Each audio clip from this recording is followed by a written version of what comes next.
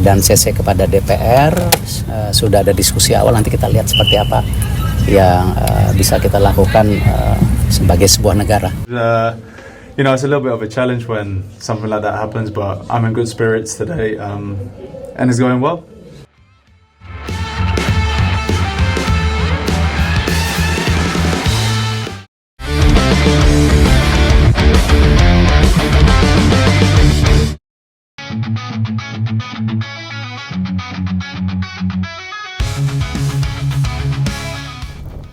Timnas Indonesia terus bersolek, tak hanya dari strategi permainan tetapi juga dari komposisi pemain.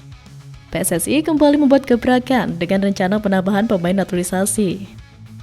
Beberapa hari terakhir beredar rumor bahwa Timnas Indonesia berencana menambah amunisi pemain keturunan atau naturalisasi jelang babak round 4 ajang kualifikasi Piala Dunia 2026 zona Asia. Menanggapi rumor tersebut, salah satu anggota Komite Eksekutif PSSI, yakni Arya Sinulinga, akhirnya memberikan komentar terkait kabar tersebut. Kita lihat ada atau tidak, kita lihat saja. Menurut pernyataan beliau, PSSI sejauh ini memang belum ada pembicaraan atau rencana lebih lanjut terkait penambahan pemain naturalisasi maupun keturunan di skuad Timnas Indonesia. Namun, seperti yang sudah terjadi sebelumnya, kemungkinan proses naturalisasi tersebut akan dikembalikan kepada pelatih Timnas Indonesia, yakni Patrick Kluivert, yang menyesuaikan dengan kebutuhan tim saat ini. Peluang Timnas Indonesia untuk menambah amunisi pemain keturunan atau naturalisasi di babak round 4 ini sejatinya masih terbuka lebar.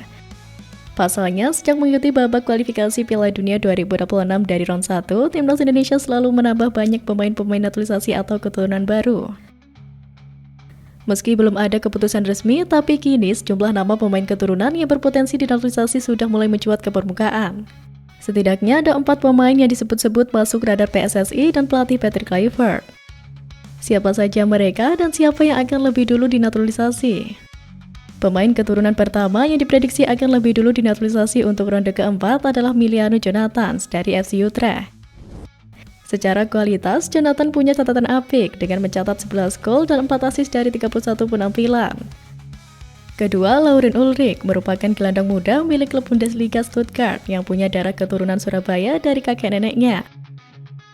Dengan darah keturunan yang dimilikinya, pemain berusia 20 tahun itu bisa dinaturalisasi untuk tampil bagi Timnas Indonesia di ronde keempat. Secara kualitas, Lauren dianggap bisa mengisi pos gelandang Indonesia yang kekurangan pemain keturunan. Dengan torehan 3 gol dan 7 assist dari 13 laga di kasta ketiga Liga Jerman. Nama ketiga yang bisa dilirik Timnas Indonesia adalah Jayden Oosterwolde, yang merupakan bek andalan milik Fenerbahce. Pemain berusia 24 tahun ini berposisi asli sebagai bek kiri, namun dengan postur 1,89 meter, dirinya bisa menempati pos bek tengah. Sayangnya, Oosterwolde mengaku dirinya lebih memprioritaskan Belanda. Hal ini membuat dirinya sulit dinaturalisasi untuk ronde keempat. Selanjutnya ada Pascal Struijk. Dibanding 3 nama sebelumnya, Pascal menjadi satu nama yang paling mentereng karena bermain bersama tim Inggris Leeds United. Bahkan, bek keturunan Surabaya itu menjadi andalan bagi tim yang baru saja promosi ke kasta teratas Liga Inggris tersebut. Dari keempat nama di atas, Pascal Struijk menjadi sosok yang paling memungkinkan untuk segera bergabung.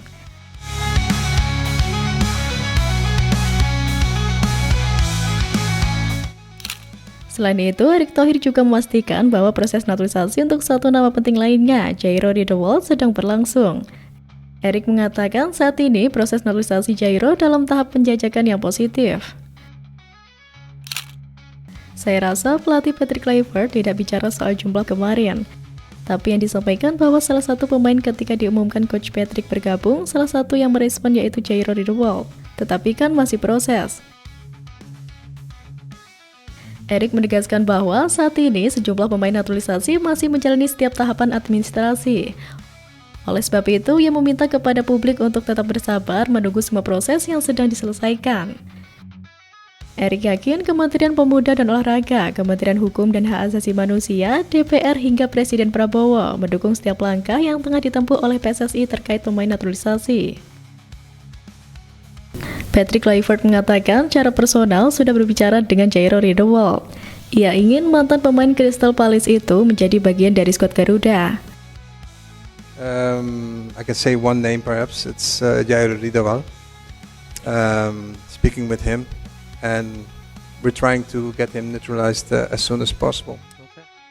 Kluivert juga memberi pandangan tentang adanya pemain diaspora yang menurutnya menjadi bagian penting dalam kolaborasi dengan pemain lokal dalam skuad timnas Indonesia.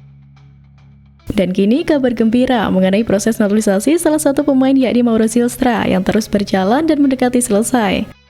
Hingga kini dia masih mengurus berbagai dokumen, salah satunya paspor. Pemain muda berbakat yang kini memperkuat FC Volendam di Liga Belanda itu menjadi sorotan publik sepak bola Indonesia. Potensinya untuk memperkuat timnas Indonesia semakin terbuka lebar. Nama Mauro Zylstra memang sudah lama bergaung sebagai calon striker masa depan skuad Garuda. Mauro memiliki darah keturunan Indonesia dan telah menunjukkan minat besar untuk memperkuat tim nasional tanah leluhurnya. Antusiasmenya tersebut ia ungkapkan dalam berbagai wawancara media. Pemain berusia 20 tahun ini saat ini tengah dalam tahap penting dalam karir profesionalnya. Sejak debut di tim utama FC Volendam pada 11 Januari 2025 lalu, Mauro Zylstra telah mencatatkan 7 penampilan di Keuken Kampion Divisi Liga Kasta kedua di Belanda.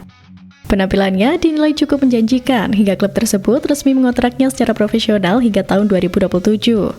Kesepakatan kontrak profesional tersebut juga menambah nilai tawar Zylstra dalam proyek jangka panjang timnas Indonesia. Dalam beberapa perbincangan yang dilakukan oleh pihak-pihak yang mengikuti perkembangan pemain diaspora, diketahui bahwa proses naturalisasinya masih berlangsung. Dia bilang saat ini kita juga sedang melakukan proses dan dia juga melakukan proses itu dengan Fardi, agen dari timnas Indonesia. Dia juga bilang bahwa saat ini harus mengurus beberapa hal soal paspor Belandanya, kata Yusa Nugraha dalam akun YouTube pribadinya. Pengurusan paspor dan kelengkapan dokumen hukum lainnya memang menjadi tahapan vital dalam proses naturalisasi, sesuai dengan peraturan yang berlaku di Indonesia maupun di negara asal pemain. Dukungan dari pelatih serta perhatian dari PSSI menjadi sinyal positif bahwa Zylstra bukan hanya opsi alternatif, tetapi bagian dari rencana strategis pembinaan timnas Indonesia untuk masa depan. Kombinasi usia muda, pengalaman bermain di Eropa, serta keinginan kuat untuk membela Indonesia membuat namanya layak diperjuangkan dalam proses naturalisasi. Secara umum, proses naturalisasi pemain keturunan memang bukan perkara mudah. Selain faktor administratif, adaptasi budaya dan integrasi ke dalam sistem sepak bola nasional juga perlu diperhatikan. Namun, bila semua elemen berjalan searah dan tanpa kendala berarti, bukan tidak mungkin Zylstra akan segera bergabung dalam latihan timnas di masa mendatang.